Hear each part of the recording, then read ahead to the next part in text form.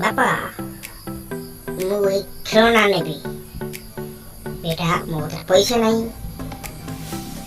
ଚୁପଚାପ ବସ, ମୁଁ ଯେତେବେଳେ କହିବି ସେତେବେଳେ ବାପା ସେ ମୋତେ ଥାଉ କି ନଥାଉ ମୁଁ ଖେଳନା ନେବା କଥା ନେବି।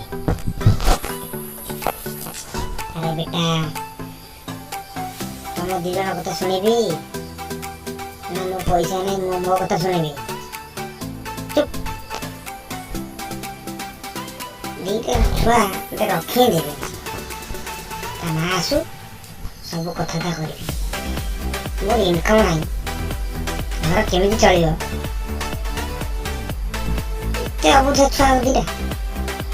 ତମ ପାଠପଢ଼ା କେମିତି ହଉଛି? ଆରେ ବରଦାନରେ ବସିଯିବେ ଆଉ କିଛି ଜାଣିପାରୁନାହାନ୍ତି। ଆଉ ମା ବି କିଛି ଜାଣିପାରୁନି। ଛାଡ଼। ଆରେ ତେମେ ଗୋଟେ କାମ କର, ସେମାନଙ୍କ କଥାର ଅନୁସାରେ ତାକୁ ଖେଳନା ଦେଇଦିଅ। ଛୋଟ ପିଲା ନା, ସେ କଣ ଜାଣିଛନ୍ତି? କଥା ଶୁଣିକି ଦେଇଦିଅ।